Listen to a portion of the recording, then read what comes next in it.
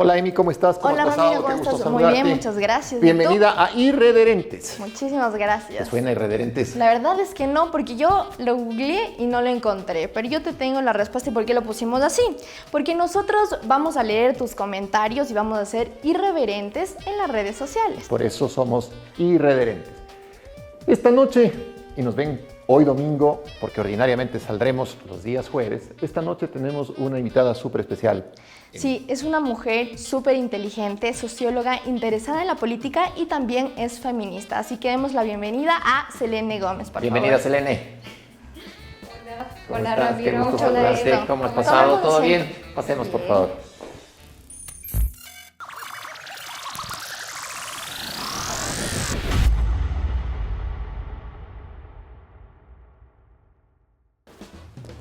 Ok, listo, Selene. Muchísimas gracias por acompañarnos.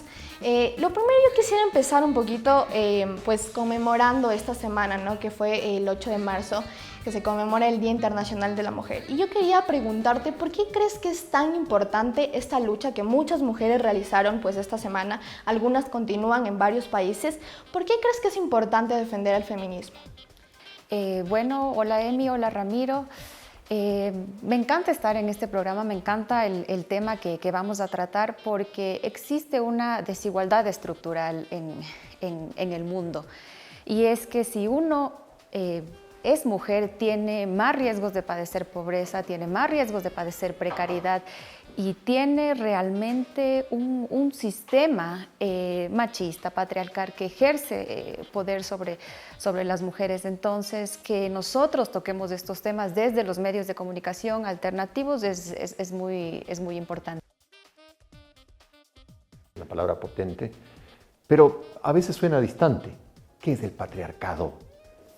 A ver, yo creo que el patriarcado es un sistema complejo, un sistema que tradicionalmente se ha construido en torno al hombre. O sea, realmente históricamente las mujeres se definen en torno al hombre. Entonces, acompañantes, trabajadoras del hogar, etcétera, etcétera. Entonces, el patriarcado es este sistema de privilegios y de desigualdades estructurales que históricamente ha funcionado así, y eso es lo que hay que ponerle nombre, hay que señalar, sí es del patriarcado, sí es del machismo, y hay esas desigualdades y hay que trabajar para darle la vuelta a esas desigualdades. En esta semana conversamos con Ramiro y decíamos, ¿de dónde surge esto de que la mujer hace las cosas, como tú mencionas, desde el hogar, que siempre se la ha puesto en un puesto de madre, que cuida, que quizás antes no trabajaba, no tenía un derecho al voto?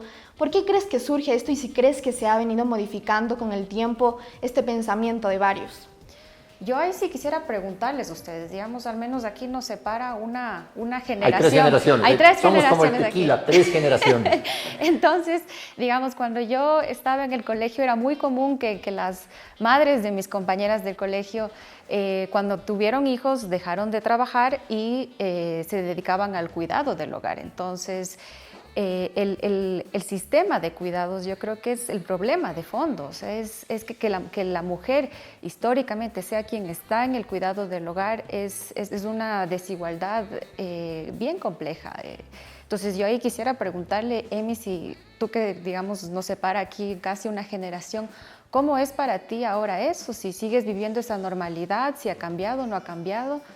Yo siento que mi generación se ha cambiado un poco y en mi familia también, y creo que lo he visto. Yo tengo unas sobrinitas y a ellas también les estamos enseñando otras cosas. Siempre es tú puedes, tú hazlo.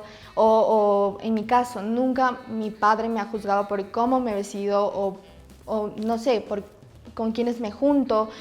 Pero sí creo que más allá de mi hogar, siento que sí hay diferentes hasta ahora, distintos hogares donde todavía mantienen eso de que las mujeres cocinan o lavan o cuidan de la casa o que incluso le sirven al padre, le sirven a los hermanos. Entonces creo que todavía falta mucho porque sea algo compartido. Es que, ¿sabes cuál es el tema? Selene, se mantiene. Es en la pandemia, en el aislamiento, en el teletrabajo. Digamos que la queja más grande que tenían mis amigas de mi edad, un poco interactuando generacionalmente, es que tienen teletrabajo, ¿sí? Tienen que además estar monitoreando la conectividad de los chicos, la conectividad. Luego, monitoreando el contenido de las tareas y también involucrándose en la actividad de la economía del hogar.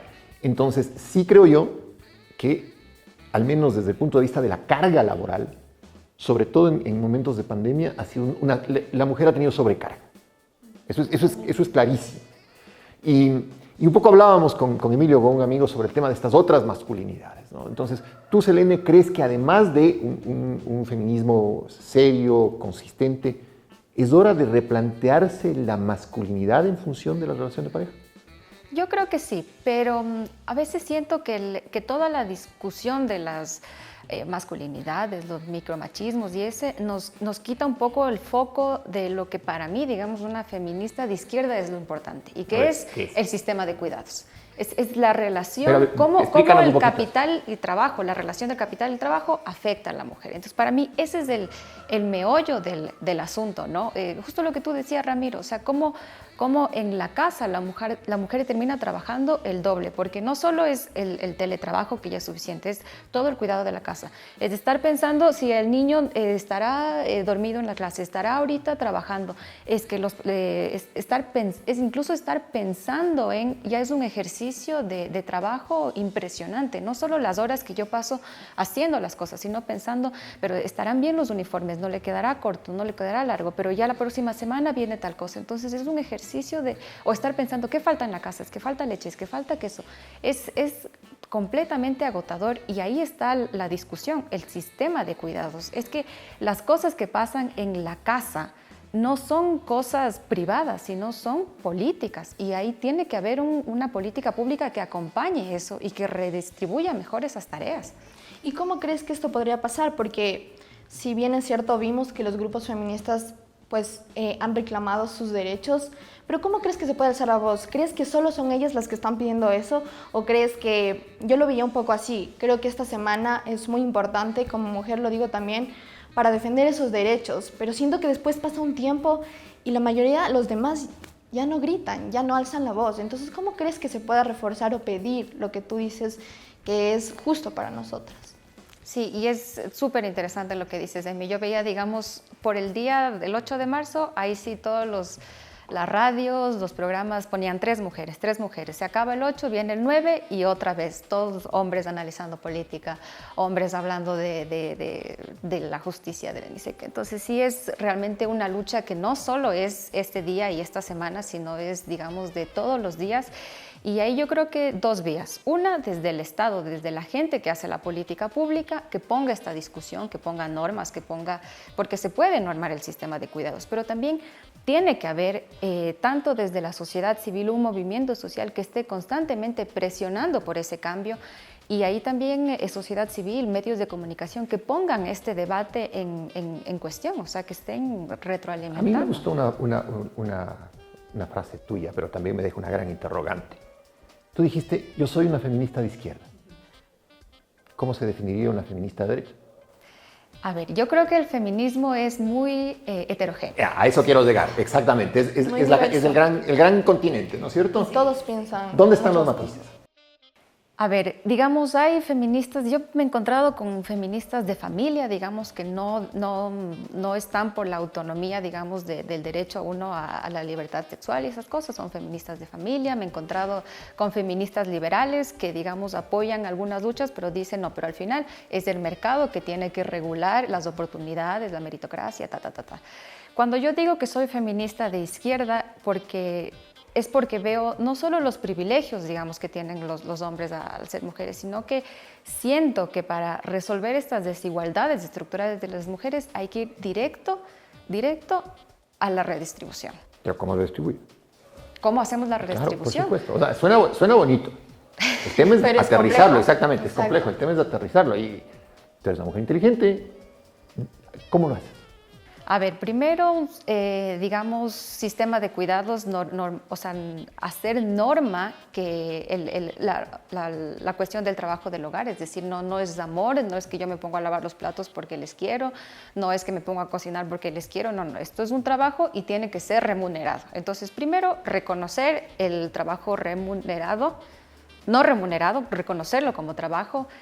Segundo, establecer un régimen, digamos, del cuidado de los niños. De acuerdo, pero igual. ¿quién remunera? El Estado. Correcto, ¿bajo qué condiciones? ¿Cómo bajo qué condiciones? O sea, claro, debe haber, supongo yo, déjame ver si te entendí bien, un poco dentro de ciertos quintiles, ¿no es cierto? Es decir, el Estado tiene que inyectar recursos para, que las familias puedan sostenerse y, desde luego, no vas a inyectar recursos por el hecho de ser mujer y ser mamá. ¿Por qué no?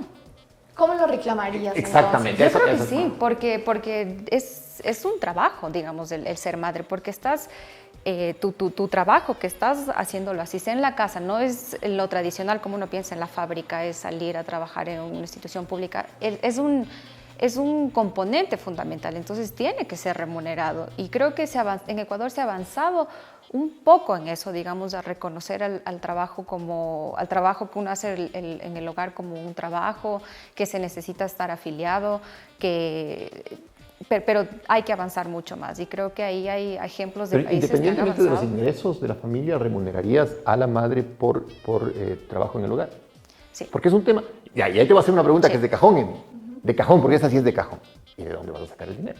O sea, eso es lo que te van a decir. Yo creo que incluso ahí tiene que ver, ya estamos hablando como hasta un poco de política, ¿no? Como justamente ayer conversaba también con Ramiro sobre esa violencia política que todavía se mantiene y que todavía está. Entonces creo que todo, y también lo conversamos días antes, todo surge alrededor de ese pensamiento. Entonces es muy interesante lo que Ramiro dice, porque yo me encuentro aquí en una balanza con tu pregunta y a la vez apoyando a tu opinión. Pero es verdad, ¿cómo lo haríamos? ¿Cómo logramos ese paso gigante? Porque si en muchas otras ocasiones, con muchas otras necesidades, salud o incluso varias que tenemos aquí en el país discutibles, ¿cómo llegaríamos a ese punto? Ahí yo recuerdo, digamos, tenemos recursos para pagar la deuda, tenemos recursos para perdonar impuestos a los más grandes, pero no tenemos recursos para pagar a una madre que solo por ser madre y ser mujer tiene más riesgos de padecer pobreza, precariedad y que va a estar determinada a eso. Entonces, sí hay los recursos. Lo que no creo que ha habido es la voluntad política de realmente hacer ese cambio de 360 grados, porque a todos nos choca, digamos. 180. No, 180. Perdón, de 180. Pero se puede, es decir, se puede realmente hacer eso. Y ahí, claro, perdonamos impuestos a las grandes fortunas, perdonamos las herencias, perdonamos incluso... esto, pero darle dinero a una madre que realmente que está ejerciendo el trabajo, que si uno se pone a contabilizar cuánto eso hace del PIB del Ecuador, ha de ser sustancialmente. O sea, son las mujeres las que permiten que el sistema capitalista funcione por todo el trabajo que hacen en el hogar. Entonces, ¿cómo no vamos a tener recursos para eso? De acuerdo, creo que es radical, pero creo que al menos hay que ponerle en discusión. Hay que hacerlo, pero lo importante es decir cómo se va a hacer. Yo creo porque que si ese no, sería el paso. dejas un discurso etéreo, ¿no? Exacto, más allá de la lucha creo que sería el paso para dar al cambio que tú dices y que, claro, como Ramiro también lo menciona, que se logre, ¿no? Y cómo se logre. Eso en la política pública, digamos, en un parte nivel macroeconómica. Ajá. Pero de ahí yo creo que hay cosas, porque el feminismo también es una forma de vida, entonces creo que al interior de nuestras familias, al interior de nuestras vidas se puede hacer mucho. Y ahí, Ramiro, yo te quisiera preguntar, hay una frase que dice, claro, el pez no se dio cuenta, no va a descubrir el agua porque está inmerso en el agua. Si bien los hombres tienen privilegios que vienen históricamente adquiridos, si te has dado cuenta de esos privilegios y qué estás haciendo para revertirlo, ¿qué consejo les puedes dar, digamos, a los jóvenes que te ven, a los hombres que te ven en cómo hacer del feminismo un estilo de vida, o sea, cómo cambiar esas desigualdades? Primero, llegando a eliminarlas de mí, porque una de las cosas con las que yo sueño es en una sociedad tan evolucionada que ya desaparezca el discurso del feminismo y el patriarcado. Es decir, que se vea con mucha naturalidad y con igualdad de condiciones plenas el hecho de que el género no sea un factor ni de crecimiento, ni de participación, ni de trabajo, que haya igualdad de condiciones. Pero como estamos muy tarde todavía, estamos muy lejos, muy atrás. Es una gran pregunta y yo creo que lo que ha dicho Emi es fundamental. En las relaciones de familia uno tiene que pensar que la mujer tiene el mismo potencial. Tiene el mismo potencial, los mismos derechos, incluso los mismos derechos de cometer errores. Totalmente. Y me gustó algo que dijiste, Cele, que fue el estilo de vida. Yo quiero que aquí conversemos un poco, sobre todo para nuestra audiencia también, porque siempre que hablan de feminismo, mucha parte, no quiero incluir a todos, porque todos somos muy diferentes, pero lo califican mal, lo califican como una mujer que odia a los hombres, que no quiere competir con ellos, que se cree superior y que quiere que sea todo para ello, cuando muchas veces es totalmente diferente. Se quiere buscar la igualdad. ¿A qué te refieres con un estilo de vida que vaya al feminismo para todos? Ahí sí, darse cuenta de los privilegios que tienen, privilegios sistémicos que tienen los hombres. Que hay privilegios, entonces, eso no te respondí, eso es cierto. Sí, eso no o sea, te digamos, si tú y yo ahorita vamos a coger un bus, digamos, sí, yo sí, puedo, o sea, puedo subirme y todo, pero estaré con miedo, estaré a qué momento, eso es clave. Con más cuidado. Exacto, o sea, es como que estuvieras más expuesta. Exacto. Lo hablábamos anoche, ¿no? Sí, o si voy en un taxi, no sé si te pasa, Emi, estoy escribiendo, estoy llegando, mandando la ubicación a tiempo real, cuando un hombre no necesariamente, claro, puede ir más descuidado en un taxi y no con ese miedo innato que uno desarrolla. Lo peor es que desarrolla solita mecanismos de supervivencia, mandarle a inventarse que está en una llamada, cuando debe haber un sistema, digamos, de protección. O sea, la sociedad debe cuidarte, para eso está el Estado tiene que protegerte. Es que es supervivencia, o sea, son políticas de supervivencia, porque en ¿Cuántos este país te matan solo por ser mujer. Eso iba. Emi, ¿cuántos femicidios en el Ecuador? Justamente vamos a entrar a leer los comentarios de la gente porque han hablado de esto, de los femicidios, y vamos a ir un poquito más allá. Justamente existen femicidios cada 72 horas dentro de nuestro país. Entonces, justamente tenemos un tuit de @GabyRuizMX. En Ecuador de 2014 a 2021 se ha reportado 874 mujeres asesinadas. Datos de Aldea Fundación. Ella pregunta, ¿y todavía no entienden por qué protestamos? ¿Por qué si nuestras vidas no valen nada seguimos luchando? Y es algo que hablábamos también contigo, de que justamente estar como mujer en un taxi, en un bus o incluso en la calle, ¿no? Cuando te piropean, ¿cómo respondes? Porque yo veía igual un video en redes sociales que circulaba por ahí y una mujer le gritaba y le insultaba. Ahora yo digo, si esa no fuera la manera, ¿cómo sería la forma correcta?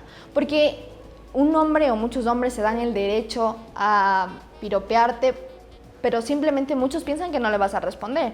Ahora, si le respondes, ya eres una grosera. O si le respondes, entonces no te gusta, o si fuera, o sea, es diferente, hay muchísimos casos. Tú eres socióloga.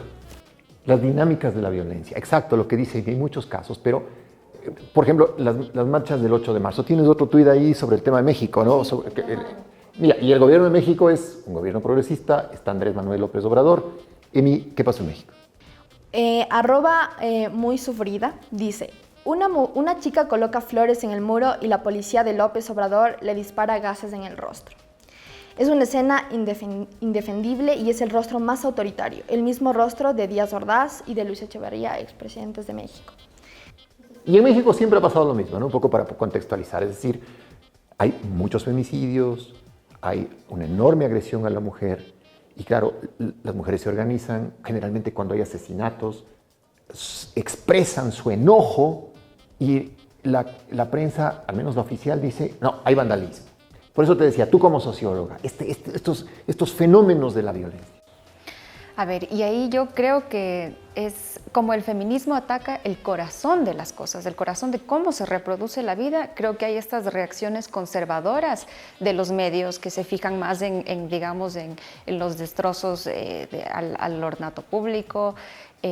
Creo que son reacciones conservadoras y al menos en América Latina no hemos visto mucho, pero digamos en Europa es clarita la arremetida conservadora con todos los partidos de extrema derecha, entonces que se fijan un montón y si uno analiza el discurso de esos partidos entiende por qué esta reacción conservadora a cosas tan básicas como déjame manifestarme que acaban que nos están matando, que nos están violando, que no nos están cuidando, entonces déjame manifestarme al menos. Entonces creo que es parte de una reacción conservadora.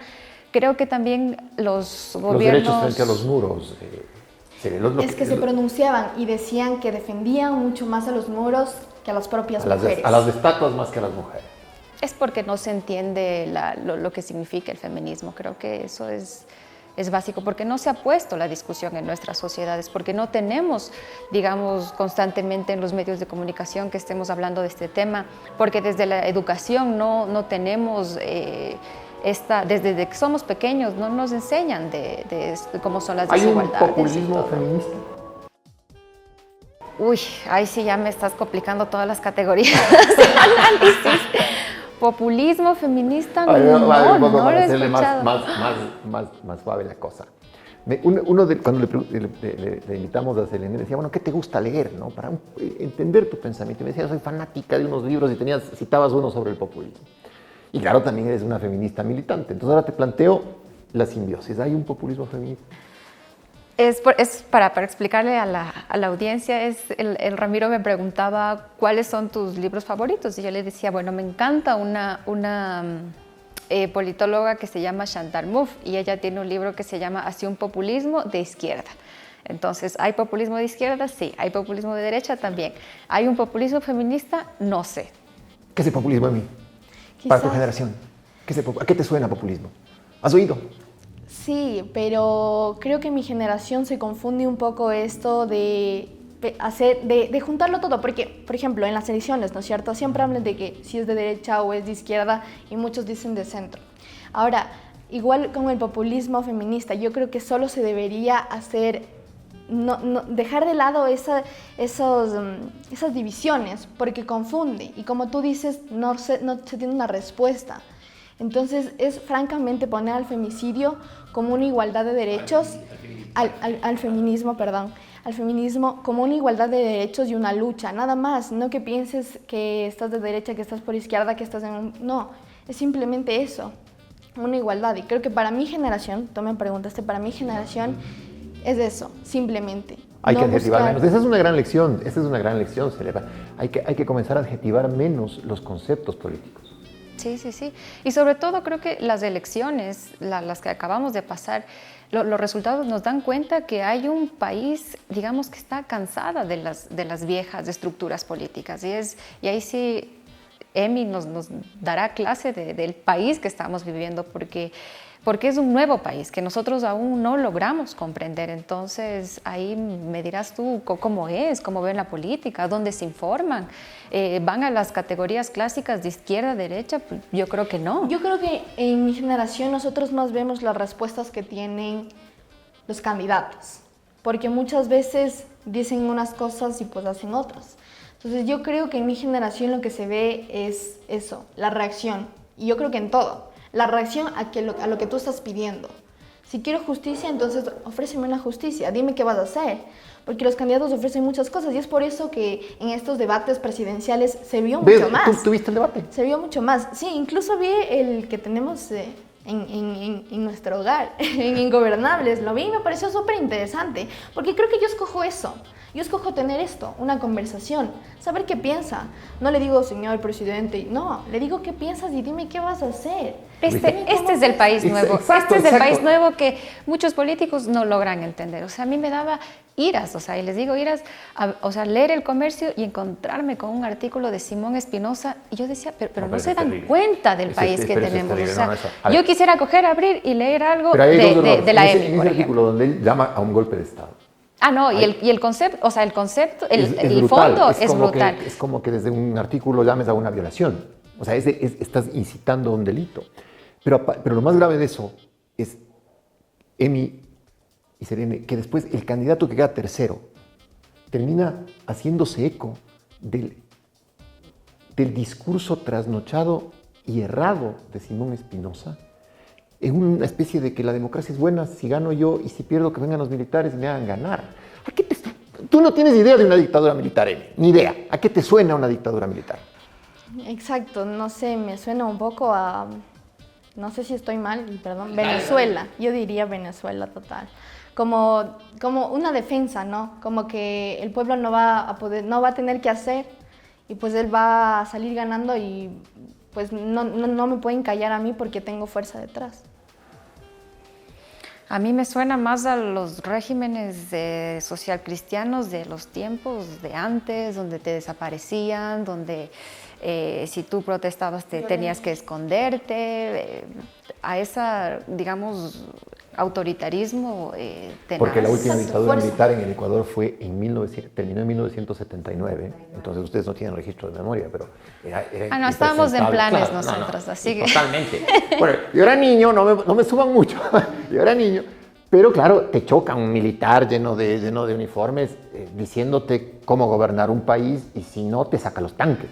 O sea, me parece a mí que eso en el siglo XXI, en el año 2021 es aberrante.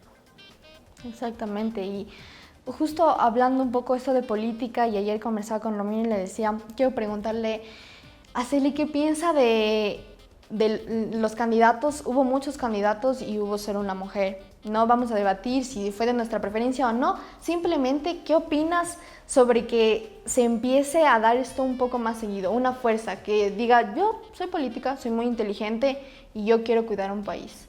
Muchos países, Suiza, tienen personas que están en el poder, en cargos políticos, y lo hacen de maravilla, lo hacen muy bien. Y en la pandemia también lo demostraron algunos países. Entonces, ¿tú qué piensas sobre ese empoderamiento en la política? A ver, creo que la política es una esfera muy masculinizada. O sea, ha sido históricamente ha sido una cosa de hombres. Entonces, creo que no se está cumpliendo con todo lo que la sociedad podría hacer, que el Estado podría hacer para generar una mayor representación de las mujeres. Y existe una barrera clave, y es que si yo soy mujer y sé que me voy a meter en un mundo donde me van a banalizar, antes de que yo pueda decir mis ideas, mi plan de gobierno, me van a ver cómo me visto, cómo actúo, quiénes son mis novios, si estoy casada, si no estoy casada, si estoy soltera, qué vida llevo, que ni sé qué. Creo que esa es una barrera bien grande para que más mujeres entren a la política, porque no hay incentivos. Entonces, si yo veo como a otras mujeres que han dado ese paso, les banalizan por la forma de vestir, les banalizan por la forma de hablar, les banalizan por esas cosas, en vez de entrar a sus ideas, ya es una barrera muy grande. Y después, los datos son claros, es decir, solo una mujer que esté aspirando a ser candidata presidencial. En la Asamblea también no se ha cumplido con el tema de la paridad. En los gobiernos locales la representación es bajísima, pero bajísima, bajísima. En los que son candidatos a igual, o sea, candidatos a alcaldes. Y imagínate que son los alcaldes que generan todas las políticas públicas de cuidado en el espacio público, que pueden poner una visión de equidad de género en el transporte público. Lo que hablábamos, que no sean mujeres, pues te complica un montón el camino para las mujeres que quieren llegar. Pero déjame plantearte una cosa. Cuando se dieron las elecciones seccionales y se posicionaron los alcaldes y los prefectos, ahora que lo mencionas, ¿en qué pasó? No se respetó la paridad. Entonces, en teoría, prefecta, viceprefecto. Alcalde, alcaldesa, vicealcalde, ¿no es cierto? Vicealcaldesa. Y la Defensoría del Pueblo tramitó, si mal no recuerdo, no sé si una acción de protección o finalmente intervino, pero recomendaba que a las autoridades electas, que eran hombre-hombre, terminen dejando la elección del consejo y se designe obligatoriamente una mujer. ¿Qué opinan? O sea, esos ya son otros juegos democráticos, creo yo, o estoy equivocado. No, yo creo que está bien, o sea, porque tiene que ser mandatorio, o sea, tiene que el tema de la paridad no tiene que ser una recomendación y usted verá qué hará, si apoyo o no, sino hay que dar ese salto que es cualitativo, cuantitativo. A la par hay que mejorar, como te digo, el sistema de educación, hay que mejorar las condiciones de trabajo, el sistema de cuidados, para que así hayan mujeres que puedan dedicarse a la política. Porque ¿cómo te dedicas? Si es que primero no has trabajado toda tu vida, porque si has estado trabajando en el hogar, si es que no tienes la educación, digamos, y si no tienes el tiempo, o sea, porque hacer política necesitas tiempo. En la actividad sindical, sí. Es decir, ¿cuántos dirigentes sindicales hay en el Ecuador? En el mundo, en el Ecuador, ¿cuántas? En actividad sindical. Uf, muy pocas. En la organización en las organizaciones de base. ¿Sabes qué me gustó a mí? Emi, ¿te acuerdas esa noche compleja del 14 de octubre del 2019, cuando la CONAIES se sienta frente a frente con el gabinete de Moreno? Había mujeres. Sí. Y mujeres con una potencia política muy, muy fuerte y con una claridad de ideas brutal. Entonces, es que en eso el movimiento indígena es un poco más horizontal. Entonces, como los liderazgos son más horizontales, entonces hay mujeres que han logrado dar ese salto. Es decir, Tránsito Amaguaña, Dolores Cacuango, son lideresas que recogen un montón de luchas y han podido dar ese salto y que para otras es más difícil. Y ahora, como mencionaba Ramiro, yo tengo esa pregunta, ¿no? Porque tú decías, dicen que se haga esta paridad, equilibrio, ¿no? Pero lo hacen porque realmente lo quieren, o sea, porque quieren demostrar que existe una igualdad, ¿o crees que lo hacen por guardar las apariencias? Exacto. En muchas ocasiones por cumplir el libreto, ¿no? Sobre todo en los binomios presidenciales. Y a veces alarmar listas, a veces alarmar listas te pasa que como obligatoriamente tiene que haber paridad y pones a las mujeres de alternos y cumples y listo. Exactamente. Entonces, pero exacto, no es porque le des una fuerza y digas tú puedes o si es que tú crees que vas a tener ese poder adelante, sino por justamente... Pero déjame hacerte una pregunta, Emi, ahí sí, ¿cómo se sentirían más seguras? Pero en las hechos, o sea, yo entiendo que la frase es el Estado debe darme seguridad, sin duda. Pero ya en el plano personal, ¿cómo se sentiría más segura? Yo creo, en mi opinión, Cele, porque esta pregunta creo que es para ambas, sí. Es una seguridad, yo creo que, o sea, entre todos, ¿me entiendes? Porque no creo que el gobierno me defienda solo a mí, o no, es como para todos y entre todos, el servicio público, el servicio de salud, los abortos legales, el que me dejen pensar, el que me dejen cuidar de mi cuerpo, eso para mí es un apoyo. El que no me juzguen cuando salgo a la calle, eso para mí es estar cambiando la situación. ¿Tú, Celi, qué opinas? A ver, yo creo que desde lo policial, judicial, digamos, desde ahí tener o sea, si es que a mí me pasa algo, tener dónde ir a denunciar, que haya personas capacitadas en receptar esa denuncia, no que sea para mí un proceso completamente terrible ir a denunciar, que no entiendan, o eso sería en primer lugar algo. Pero de ahí yo creo que aprovechar las herramientas tecnológicas, es decir, digamos, si es que yo cojo un taxi, tal vez una aplicación, un taxi seguro, no sé, creo que mucho se puede hacer para uno tener esa sensación de seguridad. Y he mencionado una cosa muy importante que la dejábamos para el final, porque es súper importante el tema del aborto, ¿no? El tema del aborto, que es toda una discusión, el tema de la legalización del aborto, no solo la despenalización del aborto, sino la legalización del aborto. Es decir, no solamente permitir que una mujer pueda practicarse un aborto si ha sido violada, porque en el Ecuador eso sí cabe, conversábamos con Emi algún rato, sí cabe, pero si la mujer es demente, entonces solo si es que tiene una discapacidad. Correcto, entonces no es un tema de defender el derecho, sino de proteger la especie, es una cosa medio fascista, eugenésica completamente. No solo es en eso, y no solo es en eso, porque incluso cuando existen violaciones a menores de edad, incluso recién hubo un caso a una violación a una menor de edad, donde el abusador denunciaron, por suerte la menor pudo hablar, pudo expresarse, pudo contar lo que pasó, pero habló, y cuando era el momento de la ley, lo que tú dices, que tenga una ley que me dé poder a mí como mujer, pues supuestamente el que era acosador tenía un cierto porcentaje de discapacidad y no hubo nada que lo meta preso o que algo caiga sobre él, no hubo nada y lo dejaron libre por ese hecho de discapacidad. Entonces no solo es en los abortos, es en todo, alrededor, existe muchísimas cosas que nos limitan. ¿El tema del aborto divide el feminismo? Sí, yo creo que, como te decía, es heterogéneo. Creo que hay las feministas de la familia, digamos, que dicen está bien, pero las libertades sexuales y la autonomía del cuerpo, eso no.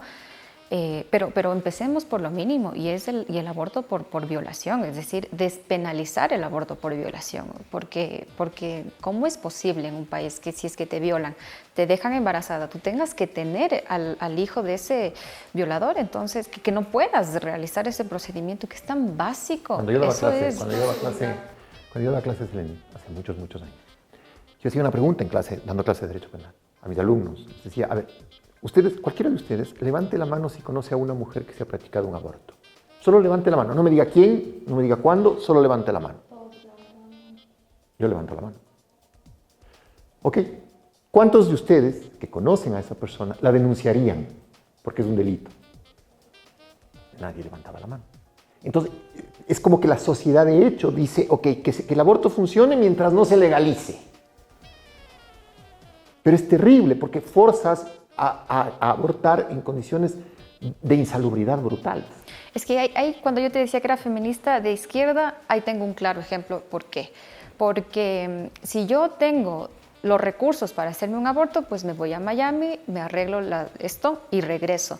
Pero una mujer que no tiene los recursos se va a hacer un aborto clandestino en una clínica que no va a ser seguro y se puede morir. Entonces, ahí es el derecho a la vida, pero lo más básico, porque es un privilegio.